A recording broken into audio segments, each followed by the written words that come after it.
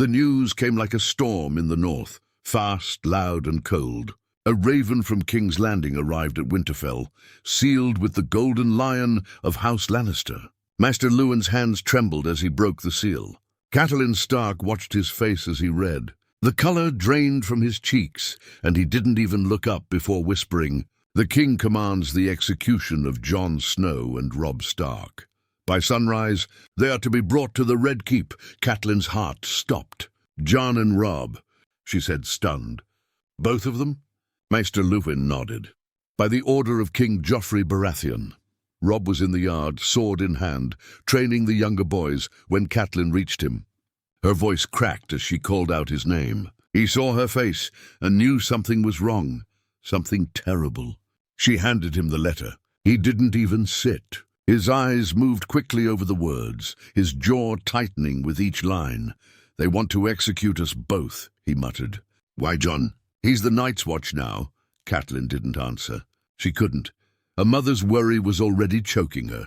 She had never loved Jon like her own, but even she knew he didn't deserve this. Robb's fists clenched the parchment until it crumpled. "They're calling me a traitor," he said. "And Jon too. They claim we plotted against the crown." It made no sense. Robb had been in the north the whole time, and Jon had taken the black, sworn his life to the wall.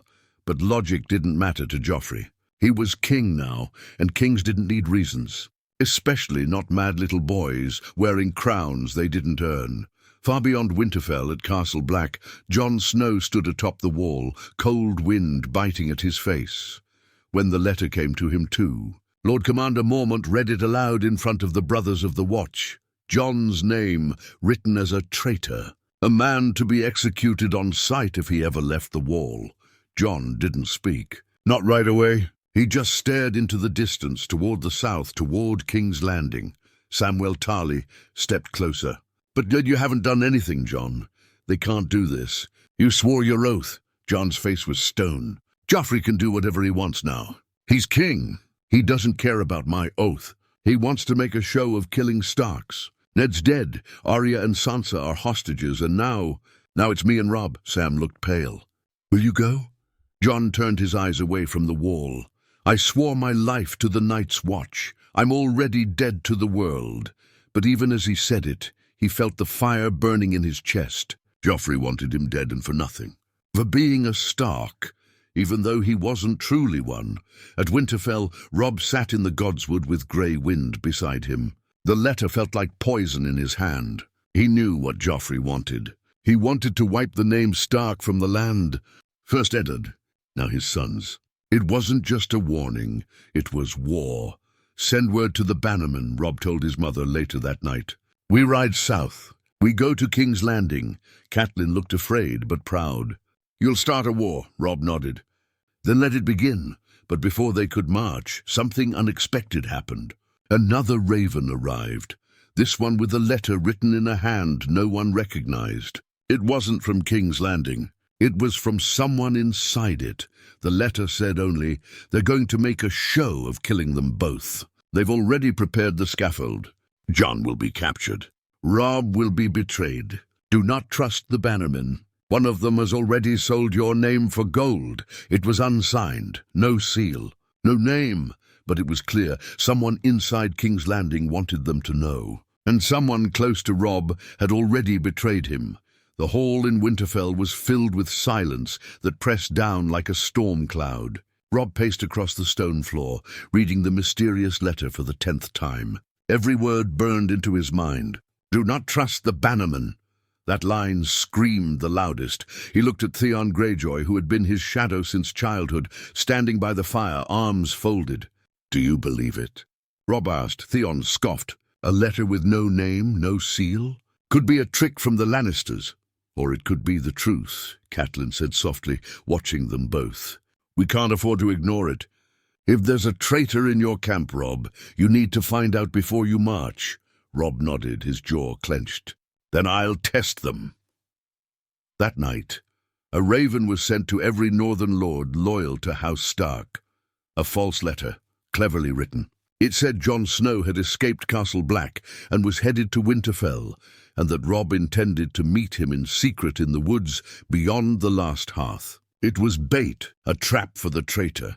The one who betrayed them would pass this letter to the Lannisters. And Robb would know, meanwhile, at Castle Black, Jon sat on his bunk, staring into nothing. The walls felt tighter than usual. He had barely spoken since the letter came. Ghost sat by his side, watching him with quiet understanding. Lord Commander Mormont entered the room. "You've been silent, Snow. What's the point of words?" Jon muttered. "They won't stop the axe." "You're not going to die," Mormont said firmly. "You're of the Night's Watch. No king has power here." Jon looked up. "But if I go south, I die." "Then don't go south." Jon stood, fists clenched. "But Robb might. If Joffrey kills him, you'll do nothing, Snow." Mormont's voice was cold now. "You took an oath. You want to save your brother? Pray the gods do it for you. That's all you're allowed now." Jon didn't argue. But the fire inside him didn't go out. That night, he took Ghost and walked the wall alone, staring into the dark forest below. Somewhere out there, his brother was preparing for war, and he was stuck here, chained to vows while his family burned. Back in the north, Robb stood over the map table, surrounded by his bannermen, men he had known all his life. Roose Bolton, Rickard Karstark. Great your number. Each man spoke loudly, offering advice, plans, and loyalty. But Robb watched their eyes, not their words. That night, Maester Luwin found Robb alone, reading yet another Raven message. "One of them sent it," Robb said. "Someone passed the false letter to King's Landing. Look at the seal." Luwin took the parchment. The wax bore the faint mark of the flayed man, House Bolton. Robb stared into the fire. "Roose Bolton has betrayed me." Catelyn's voice came from behind. "Then you know what must be done." Robb nodded. "He rides with us, but he doesn't ride back." By morning, the Stark banners were flying. Thousands of northern soldiers gathered in Winterfell's yard. Steel clanged. Wolves howled. War was coming. But far away, deep in the twisted alleys of King's Landing, a girl moved like a shadow through the crowds. Dirty, thin, and half-starved, but her eyes burned with purpose. Arya Stark had heard the rumors, that her brother Jon was to be executed, that Robb was next. She had seen Joffrey's madness with her own eyes, seen Sansa trapped in her pretty dress, smiling through tears. She wouldn't wait for someone else to save them. Arya slipped into the Red Keep, through the servants' passages, wearing a stolen kitchen apron. She carried a knife tucked into her sleeve and a list in her head, a list of names she whispered every night. Joffrey's was at the top. In a cold dungeon cell beneath the castle, another man listened to footsteps. He had been dragged from the wall and thrown into chains. His name was Benjen Stark, and he had vanished beyond the wall months ago, until he was captured by Lannister soldiers while scouting near the south. They hadn't killed him, they were saving him for the show, because what Joffrey wanted more than blood was entertainment. Benjen leaned against the wall, his breath shallow. He had overheard guards talking. They would execute Jon and Robb together in the square, chain them side by side, call them traitors, then let the crowd watch them bleed. It would be a royal performance, a gift to the people of King's Landing. But Joffrey had made one mistake. Benjen was not dead yet, and neither was the fire of House Stark. The heat in King's Landing was sharp that morning, thick with sweat and tension. People crowded the streets like hungry dogs, whispering rumors. The king had ordered an execution, no ordinary one. This time it would be 2 wolves in chains. Robb Stark, the young wolf, and Jon Snow, the Oathbreaker, but the names didn't sit right with everyone. In smoky taverns and hidden corners, whispers passed like wind. Some said Robb was still in the north, raising an army. Others claimed Jon Snow was already dead at the wall. Still, the people didn't care. They wanted blood, and Joffrey was ready to give them a show. In the Red Keep, the throne room was alive with gold and silence. Joffrey sat on the Iron Throne, a twisted smirk on his pale face. Beside him stood Cersei, looking bored, and next to her Ser Meryn Trant, emotionless as always. Sansa stood a step behind the Queen, her face stiff, trained to hide the storm inside her. "Will they scream, Mother?"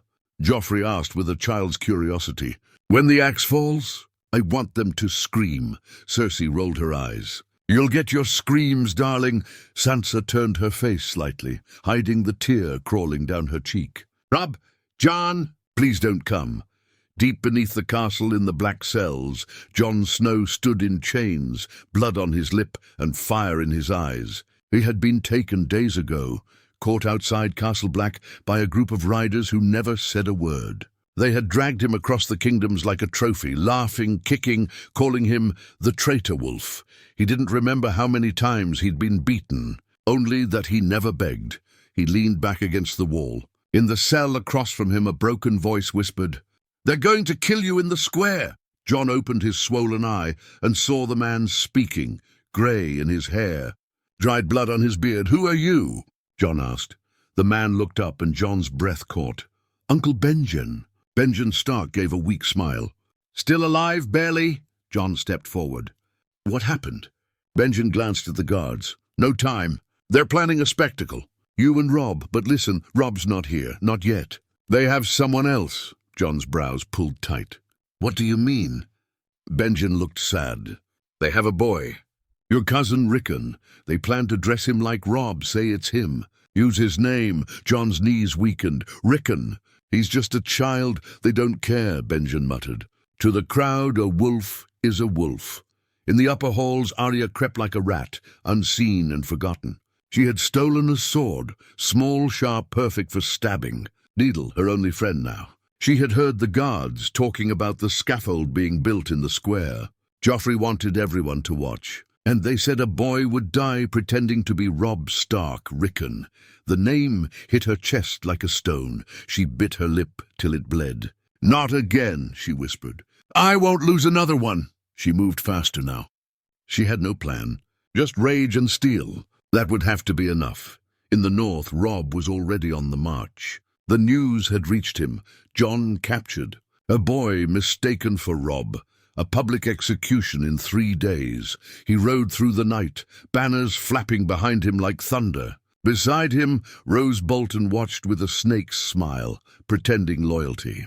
But Robb already knew. He'd seen the seal, the letter, the betrayal. He kept his blade close.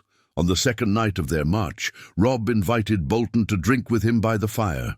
"Strange, isn't it?" Robb said, his voice cold.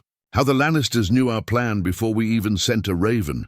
Bolton chuckled. "They have spies everywhere." "Aye," Robb nodded. "Even in the north." Bolton's smile froze. The wine glass shook just slightly in his hand. Robb stood, and grey wind growled beside him. "Tell me, Lord Bolton," Robb said, "how much gold is a Stark's head worth these days?"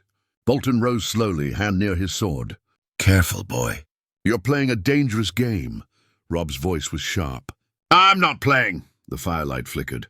For a moment it looked like Bolton might draw his blade, but then he sat back down, smiling again. "I serve the north," he said, but Robb knew better. Wolves don't forget betrayal, and this wolf was heading straight into the lion's den. The square outside the great sept of Baelor was already filled by dawn. Thousands of people had gathered, pushing and shouting, trying to catch a glimpse of the stage where blood would be spilled.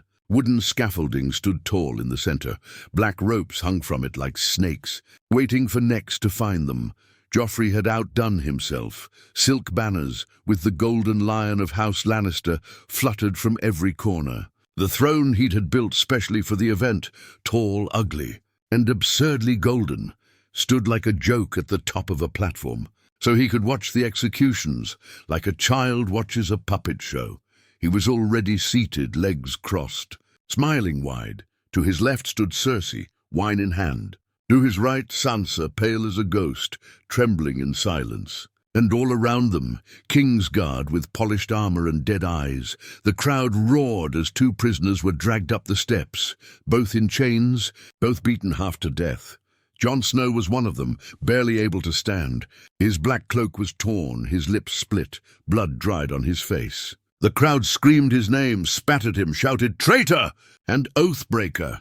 But the second figure made Sansa's knees weaken. It was a small boy, no older than 6, dirty, shaking. His little tunic was dyed in stark grey, and his hair had been cut to look like Robb's. A wooden wolf badge was pinned to his chest, too large for him. Rickon's Sansa gasped out loud, covering her mouth. Joffrey leaned in. "Oh, look! The big sister remembers him." Sansa turned to him, eyes wide. "That's not Robb," Joffrey grinned. "Doesn't matter. The people think he is," she whispered. "You're a monster." He laughed, clapping his hands like a child. "Then let them see the monster roar." Down below, Jon saw Rickon, and everything in him shattered. "No," he whispered. "No, gods, no." He tried to move, but the guards shoved him down to his knees. Across from him, Rickon looked up. His eyes met Jon's, and he didn't cry. "Jon," the boy whispered. Jon's throat burned. "I'm here, little wolf. I'm here." Then trumpets blared. The High Septon stepped forward, his voice rising. "By the will of King Joffrey Baratheon, first of his name, these traitors, Robb Stark and his bastard brother Jon Snow, shall be put to death before the eyes of the gods and the people." The crowd cheered like animals. Up on the platform, Joffrey waved his hand. "Start with the boy," he said lazily. "Let the bastard watch." Guards moved to Rickon, wrapping the rope around his small neck. Jon screamed. He lunged forward, slamming into one of the guards. The crowd roared again, thinking it was part of the act. Then a flash of silver fur tore through the crowd. Ghost. The direwolf came out of nowhere, howling like a demon, fangs bared. He sank his teeth into a guard's throat, ripping it open. Panic exploded. From a nearby alley, another shape dashed forward, smaller, faster. Arya, with needle in hand, slicing a soldier's leg as she darted up the platform like a shadow. Jon took the chance. He grabbed a fallen sword and swung wildly, cutting his chains. The guards barely had time to react. Chaos now ruled the square. Arya reached Rickon first, slashing the rope from his neck just as the executioner raised his axe. She pulled her brother behind her, eyes burning. Jon shoved a guard aside and ran to them. "Go!" he shouted to Arya. "Take him and run!" Arya nodded. "You better not die again!" Before Jon could answer, another scream filled the air. Not from the crowd this time, but from the sky, from the rooftops above. Arrows rained down. Northern soldiers burst into the square, Robb Stark's men, cutting through the guards, howling for vengeance. Grey Wind leapt onto the scaffold, eyes wild, fangs dripping. At the center of the chaos, Robb himself appeared, sword high. He met Jon's eyes. For one moment, everything stood still. "You're late," Jon said, breathless. Robb smirked. "You're always starting fights without me." And then all hell broke loose. Steel clashed. People screamed. Kingsguard fell under northern blades. Joffrey's throne was overturned in the chaos. The boy king screamed as Sansa fled into the madness. Robb's blade sang as it met Sir Meryn Trance. And Jon stood beside him, sword raised, back to back. Wolves in a den of lions. This was no longer an execution. It was a reckoning. The square was fire and fury. Smoke rose from overturned carts and burning torches. Screams of fear mixed with war cries as steel rang out across stone.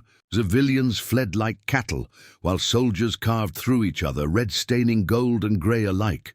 Robb Stark fought like a storm. His blade slashed through Lannister soldiers, blood splashing across his armor. Grey Wind tore through enemies with savage precision, never letting a blade touch his master.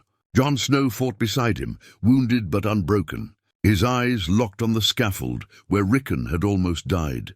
"I thought you were still in the north," Jon shouted as he ducked a swing and drove his blade into a guard's gut. "I was," Robb grunted, twisting his sword free. "But I heard the wolves were about to be slaughtered." They pressed forward, cutting a path toward Arya, who stood protectively in front of Rickon, sword trembling in her hands but her face full of fire. Jon reached her first, pulling her into a quick embrace. "You saved him," he whispered, eyes wide. Arya nodded, breathless. "I had to. I'm tired of losing Starks." Then she looked at him and added quietly, "You smell worse than I remember." Jon gave her a crooked smile. "Been chained in a dungeon. I'll wash later." Across the platform, Sansa was running, pushed by a panic-stricken servant toward the stables. Cersei shouted orders from the balcony above, but no one listened anymore. Her golden world was collapsing in front of her. She looked down and saw Joffrey stumbling through the chaos, screaming for guards who no longer answered. Robb spotted him too. There, he growled. "The boy king," Jon hesitated. "You want to kill him?" "No," Robb said, voice like ice. "I want him to kneel." Joffrey was trying to climb the stairs to the great sept when grey wind leapt before him, teeth bared. The boy king shrieked, tripping backward onto the blood-slick stones. Robb followed, sword at his side. He didn't raise it. "Not yet, get away from me," Joffrey cried, crawling back like a rat. "I'm your king. I command you." "You're a butcher," Robb said, eyes burning. "You ordered the deaths of innocent men. You tried to hang my brother. And you used a child to play your games," Joffrey sobbed. "I didn't mean it. It was the council. It was Cersei. You wore the crown when the rope was tied." Grey wind growled low. Joffrey froze, too afraid to even breathe. Robb pointed his sword at the boy's throat. "Yield," Joffrey's lips quivered. I yield." "Don't kill me, please." Robb looked around. Lannister banners were falling. His men had secured the square. More were pouring in through the alleys. The fight was ending. The day was theirs. He stepped back. "Take him!" Two northern men grabbed Joffrey and dragged him away. The boy screamed, kicking, crying, the crown tumbling from his head and landing in the mud. Jon watched it fall.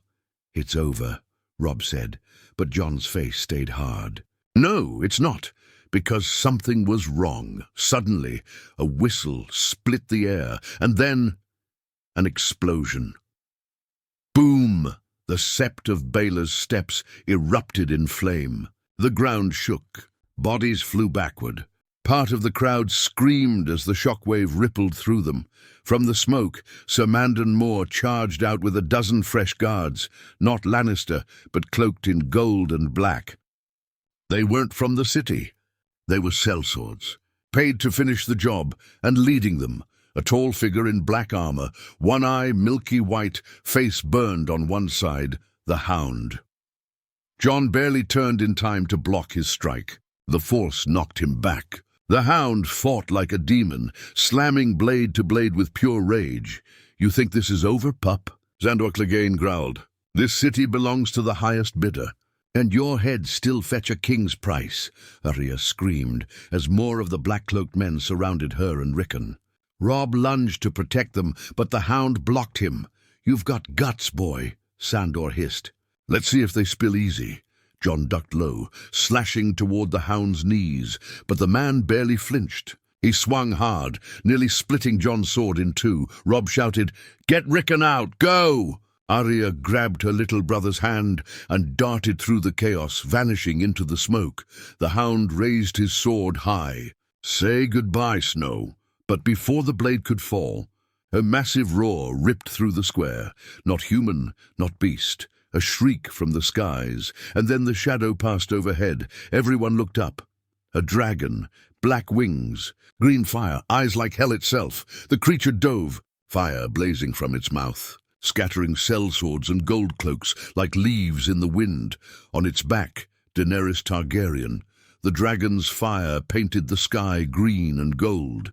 People scattered like ants beneath the monster's wings. The sellswords who had swarmed the square moments earlier were now running for their lives, dropping swords, shields, and their pride as Drogon swooped overhead again. Roaring so loud, the very stones of King's Landing seemed to shake. Jon dropped to one knee, shielding his face from the heat. Beside him, Robb had frozen, sword half raised, his face lit by the glow of dragonfire. "That's—" Robb breathed. Jon didn't take his eyes off the sky. "A dragon!" From the rooftop of the great sept, Daenerys Targaryen stood like death in silver, her white gold hair flying in the wind. She wore no crown, no armor, only a dark cloak, and her eyes burned with the fury of fire and betrayal. "Let them burn," she whispered. And Drogon obeyed. Flames swept across the rooftops, incinerating the last of the black-cloaked mercenaries. The Hound stumbled back as the fire raged behind him, licking at his armor. His burned face twisted in fear and rage.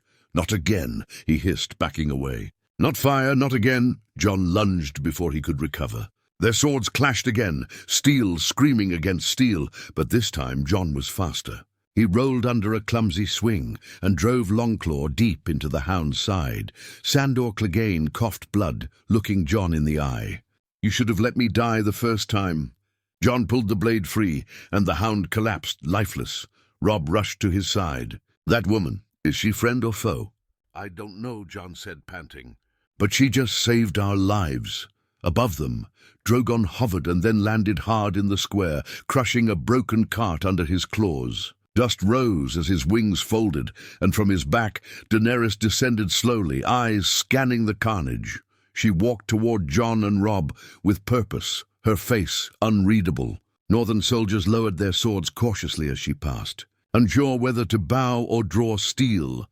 Daenerys stopped in front of Jon. "You're the bastard of Winterfell," she said, voice calm but sharp. Jon stared at her. "And you're the last dragon." Robb stepped forward, uncertain. "Why are you here?" She turned her eyes to him, and something flickered in them. "To end a kingdom of liars, to stop children from being murdered on stages, for crowds to cheer. I came for Joffrey, but I see I was late." Jon lowered his sword. "He's not dead yet." Daenerys arched a brow. "Then let's finish this." Behind her, a dozen unsullied emerged from the smoke, weapons drawn, formation tight. The Targaryen banner, black with a red three-headed dragon, unfurled over the ruins of the square. It was no longer a Lannister city. Not entirely. Sansa emerged from the alleyway, bruised and dirty, with Arya and Rickon at her side. Arya's blade was stained red, her eyes sharp. Rickon clung to her hand, still shaking. When Sansa saw Daenerys, her steps slowed. "You're her," she said, "the Dragon Queen. And you're the broken bird they kept in a cage," Daenerys said without judgment. Sansa's voice wavered. "Why help us?" Daenerys looked at the three Stark siblings. "Because I know what it is to lose a family, to be hunted like a dog, to have the world cheer for your death. I didn't come to make friends. I came to make justice," Robb stepped in. "Then we're the same," she eyed him. "We'll see." Suddenly, shouts rose from the western gates. More Lannister troops were approaching, Queen Cersei's personal guard, fresh from the Red Keep. Their gold cloaks shimmered, hundreds of them, shields raised. Daenerys turned to Drogon. "Dracarys." The dragon moved like lightning, wings lifting him high again. His fire swept across the Lannister reinforcements before they could even form ranks. Horses screamed, men burned. The battle ended before it began. Robb watched in stunned silence. "She's fire-made flesh," Arya whispered, but Daenerys didn't smile. She stood still, staring up at the smoke, the ruined sept, and the crown that now lay forgotten in the dirt. Then she turned to Jon. "I'll need allies if I'm to take this city and hold it." Jon studied her. "You have one. If your justice stays true." She looked at Robb. He nodded. "You saved my brother." "You have the North's attention, but not its loyalty?" she asked. "Not yet," Robb replied. "That has to be earned, not burned into the stone." Daenerys gave a small smile. "Then let's earn it together." In the distance, the Red Keep loomed, untouched for now, but war was far from over, and the wolves had only just begun to howl. Night fell over King's Landing, but sleep did not follow. The Red Keep burned with tension. Inside its walls, Cersei Lannister stood alone in the throne room, staring at the Iron Throne, her throne, as word poured in from every direction. The city square had fallen. Joffrey had been captured like a dog. The Dragon Queen had landed in the heart of her kingdom, and the Starks had survived. Cersei poured wine with trembling hands, her son, her crown, her power, all slipping through her fingers. She still had men, still had gold, but the people, they no longer feared her. They feared the sky now, feared the sound of wings and fire, and fear was loyalty's final thread. "The wolves have come south," she whispered, "and they brought fire with them." Behind her, footsteps echoed. It was Qyburn, her last true advisor. "Your Grace," he said softly, "there is a complication." "There always is," she muttered. "Speak." "Lord Tywin," he said, bowing. "He's returned." Cersei spun around. "What?" Qyburn nodded. "He arrived at the gates an hour ago with 500 men. He demanded entrance to the Red Keep, and he asked for Joffrey's head." Cersei staggered back a step. "He wants to kill his own grandson?" "No," Qyburn said carefully. He wants to deliver justice publicly. He claims your son's foolishness has cost the family the realm. He intends to surrender Joffrey to Daenerys Targaryen. To save House Lannister. Cersei's glass shattered against the wall. "Traitor!" she hissed. "My own father, bowing to a foreign queen and northern dogs." Qyburn lowered his head. "He's not the only one, Your Grace. Many of the gold cloaks have already changed sides." Cersei stared at the Iron Throne. Alone. Again. In the streets below, the city was divided, some chanting the Targaryen name in awe, others whispering of wolves and vengeance. But all knew one thing: Joffrey's reign was finished. In the shattered square, Daenerys stood beneath the shadow of her dragon, eyes fixed on the Red Keep. Robb Stark stood beside her, a sword strapped to his back, and Jon a step behind, arms crossed. They had taken the square, yes, but the throne still stood behind its walls, and the woman who held it was more dangerous than ever.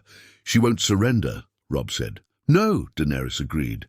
"Cersei never surrenders. She poisons. She plots. She strikes from shadows. If we leave her breathing, she will bleed us all dry." Jon looked away. "She's still the queen." "No," Daenerys snapped. "She's a pretender with a golden crown and a hollow claim. The people don't want her. The throne doesn't want her. It's time to finish this." Arya stepped forward then. "Let me do it," she said. "I can slip through the gates. I've done it before, no noise. No flames." Robb turned sharply. "Arya, I have a list," she said flatly. "Cersei's been on it for a long time." Daenerys watched her closely. "You're a killer, then?" Arya didn't blink. "I'm a Stark." Jon's jaw tensed. "Enough blood's been spilled." Daenerys turned to him, eyes narrowing. "You still think this can be done cleanly? That we can change the world with swords sheathed and hands unbloodied? But the world doesn't work that way, Jon.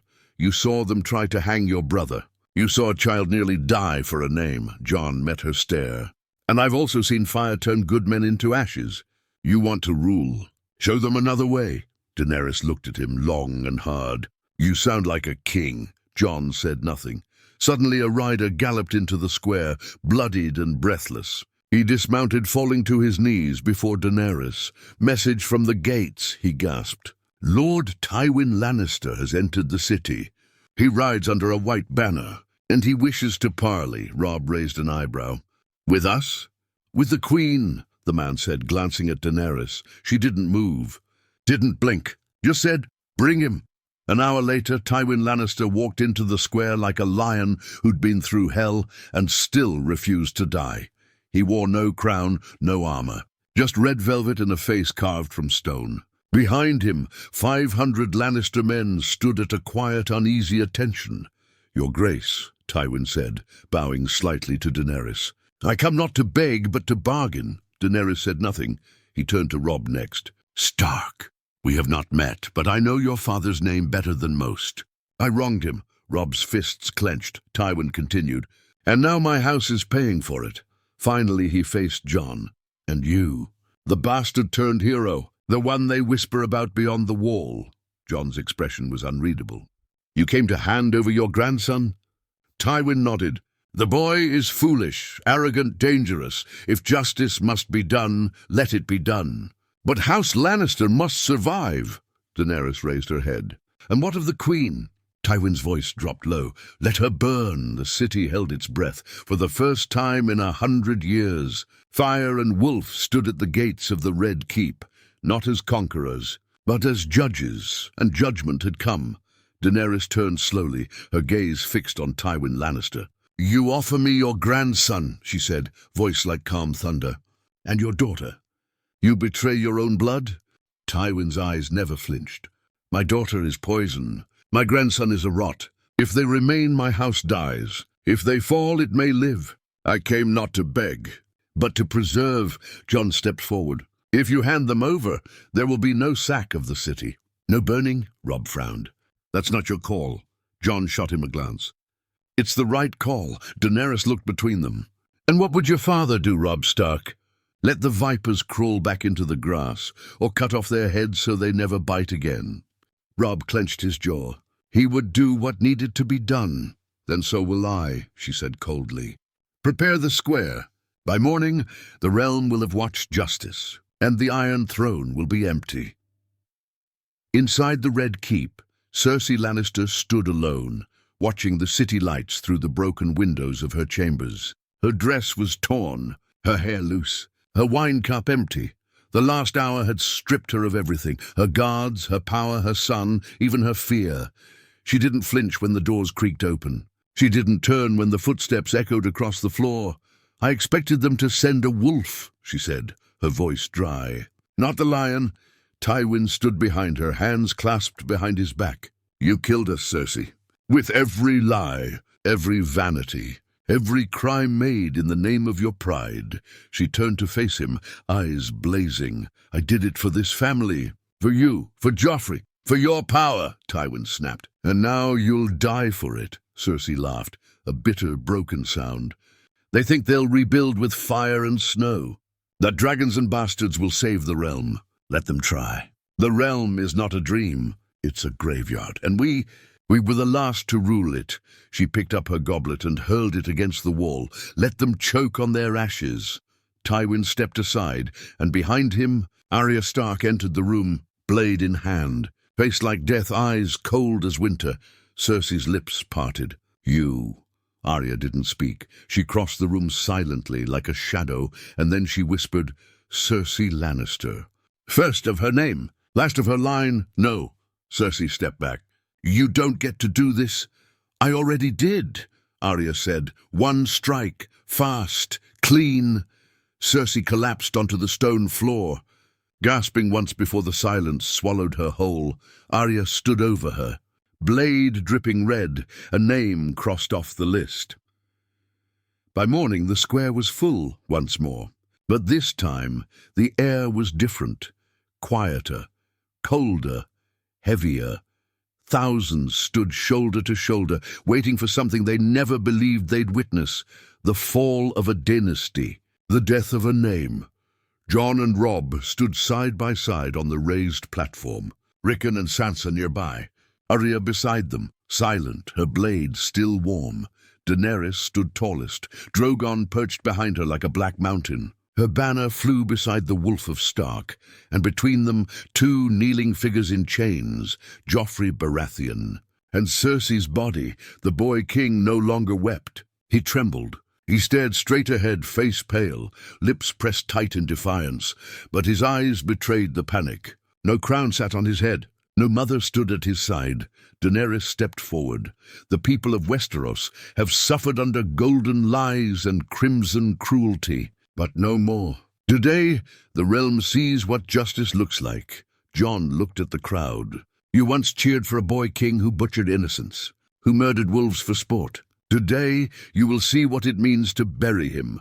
A hood was pulled over Joffrey's head. The square was silent, no songs, no drums. Just the hiss of wind. Robb raised the sword, and with one clean motion, it was done.